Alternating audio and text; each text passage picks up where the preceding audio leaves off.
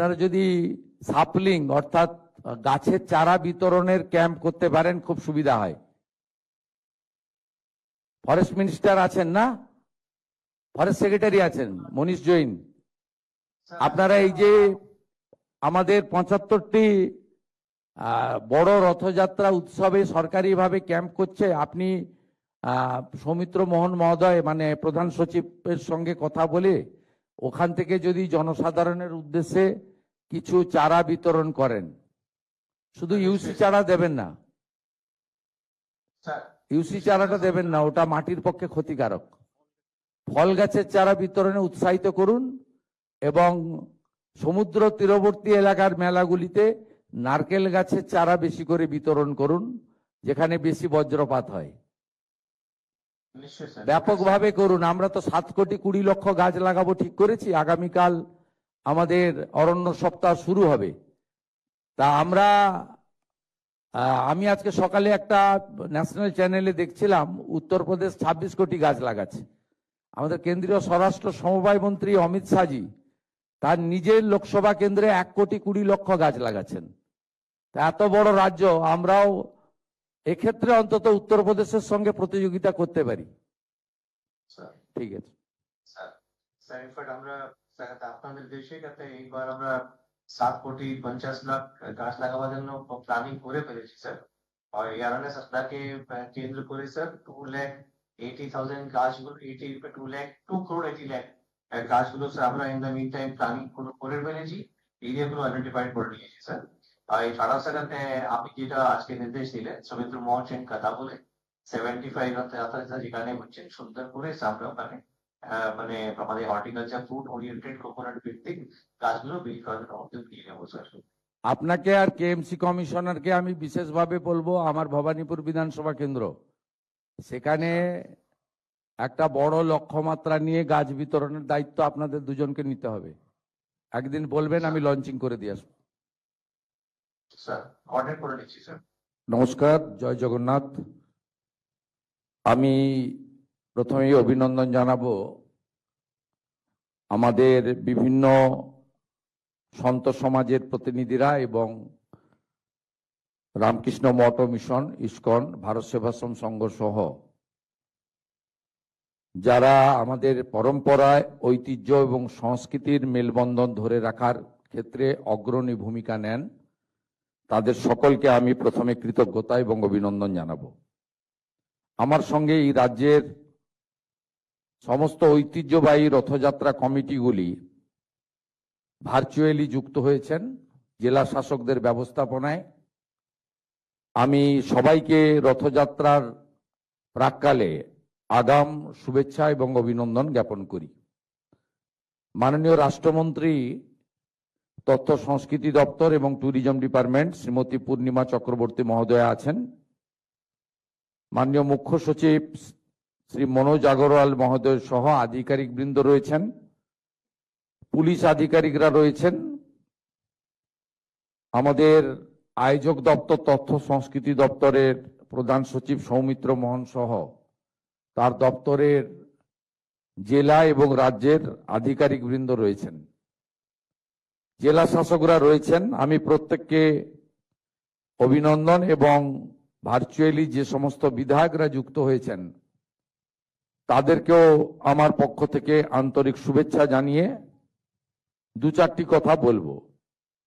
আমাদের মাননীয় প্রধানমন্ত্রী নরেন্দ্র মোদীজি সব সময় বলেন বিকাশ ভি হোগা বিরাসত ভি হোগা, অর্থাৎ আমাদের যে উন্নয়ন একটি চলমান প্রক্রিয়া, কিন্তু আমাদের সংস্কৃতি এবং ঐতিহ্য, এই ঐতিহ্যকে ধরে রাখা, তাকে এগিয়ে নিয়ে যাওয়া, এটাও সরকারের কর্তব্যের মধ্যে পড়ে।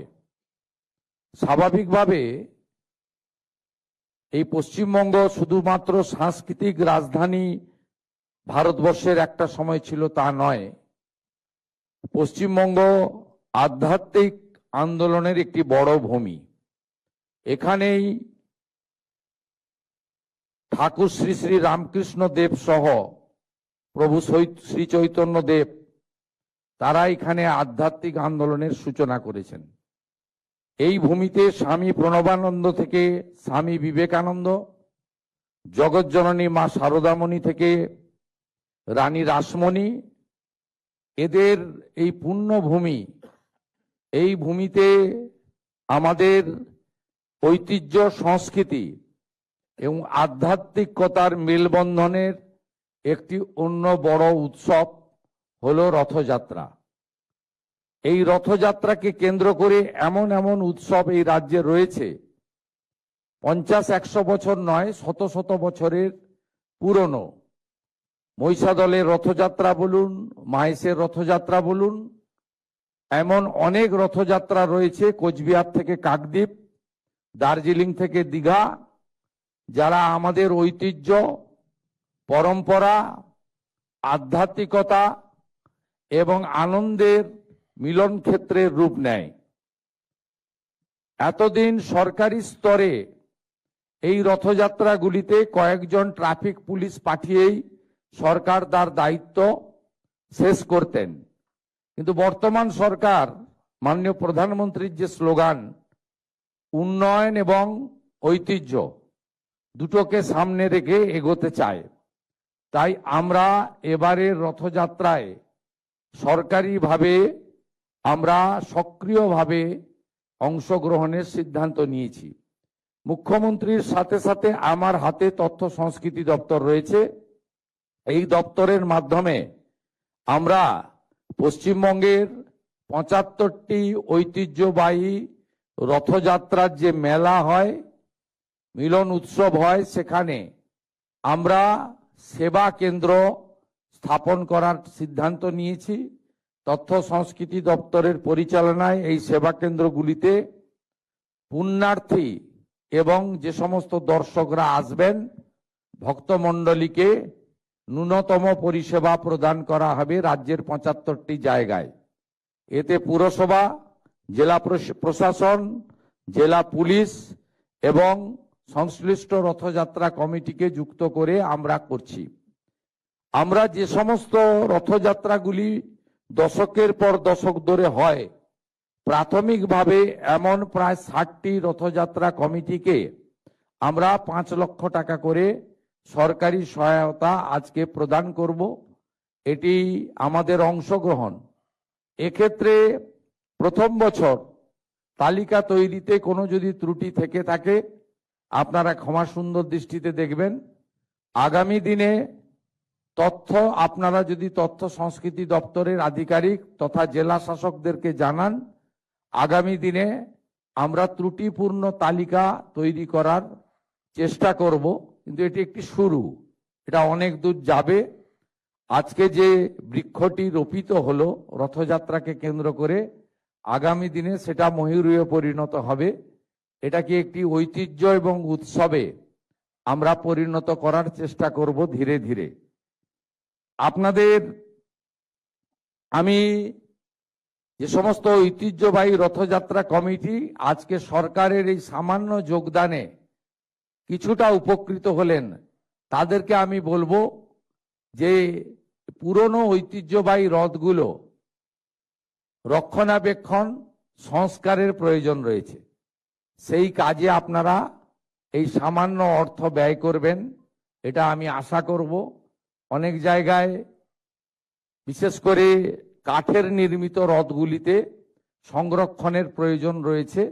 আমি দুটি একটি জায়গা থেকে খবর পাই, অতএব সেটাতে আপনারা করবেন। ভবিষ্যতেও সরকার এই ক্ষেত্রে তার হস্ত প্রসারিত করবে।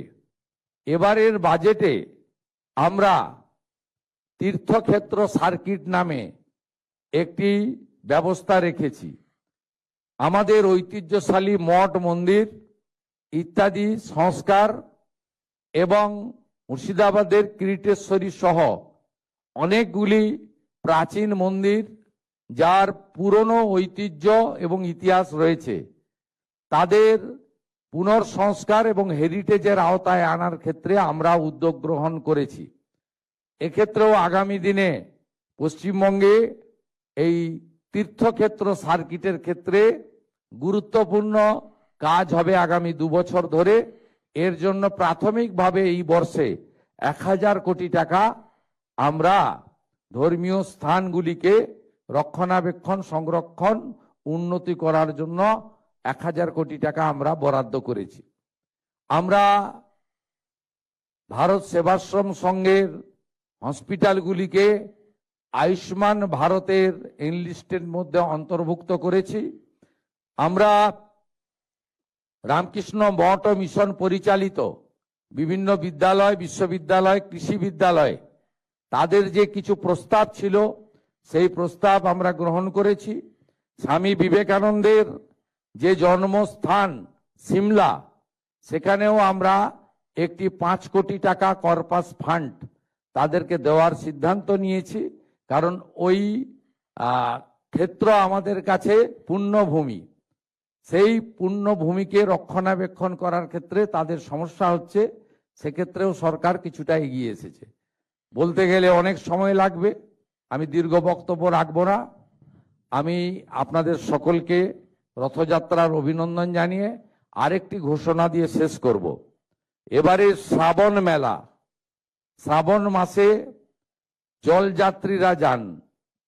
আমি ভারতবর্ষের বহু রাজ্যে দেখেছি সরকারিভাবে এই যে আস্থার একটি বড় পরম্পরা, তাকে কিভাবে সরকার সহযোগিতা করে। আমরা এতদিন ধরে এই রাজ্য বঞ্চিত ছিল। আমরা এবারে শেওড়াফুলি থেকে তারকেশ্বর যাওয়ার পথে প্রতি 5 কিলোমিটার অন্তর অন্তর সেবা কেন্দ্র স্থাপন করছে সরকার, এবং তারকেশ্বর ধামে আমরা প্রায় 15 কোটি টাকার কাজ করছি ওখানে আমাদের বাবা ধামকে সাজানোর জন্য। আমরা 3টি ক্ষেত্রকে বিশেষভাবে এই জলযাত্রী যারা শ্রাবণ মাসে যাবেন বেছে নিয়েছি। একটি জলপাইগুড়ি জলপেশ মন্দিরকে কেন্দ্র করে, একটি ভুটান সীমান্তে আমাদের জয়ন্তী এলাকাতে, আর একটি তারকেশ্বরে। এখানে শ্রাবণ মাসে পুলিশের সহায়তা ক্যাম্প, টেম্পোরারি মেডিকেল ক্যাম্প এবং তাদের রিফ্রেশমেন্টের জন্য জল, ওআরএস এবং নানা ধরনের স্বাস্থ্যসম্মত যে সহযোগিতা করা দরকার সেগুলো, এবং রেস্ট প্লেস, বিশ্রামের জায়গা, যেহেতু শেওড়াফুলি তারকেশ্বর প্রায় 30 কিলোমিটার, অত্যন্ত লম্বা পথ, আমরা সেই ব্যবস্থাও করেছি। এর বাইরেও শুনলে খুশি হবেন, আধ্যাত্মিক চেতনার এই ভূমিতে আমরা সরকারি হেলিকপ্টার থেকে যারা জলযাত্রী যাবেন শ্রাবণ মাসের প্রত্যেকটি সোমবার তাদের উপরে পুষ্পবৃষ্টি, গোলাপ বৃষ্টি করারও সিদ্ধান্ত গ্রহণ করেছি, যদি আবহাওয়া পারমিট করে। আপনাদের সকলকে অভিনন্দন জানিয়ে আগামী 14 তারিখ তারকেশ্বর ধামে আমি উপস্থিত হব। তার আগে, তারপরে 16 তারিখে আমি ঐতিহ্যবাহী কলকাতা রথযাত্রা ইস্কন আমাকে আমন্ত্রণ করেছে, সেখানে আমি উপস্থিত থাকব। এইটুকু বলে সকলকে অভিনন্দন জানিয়ে জয় জগন্নাথ ধ্বনির সাথে আমার কথা শেষ করলাম।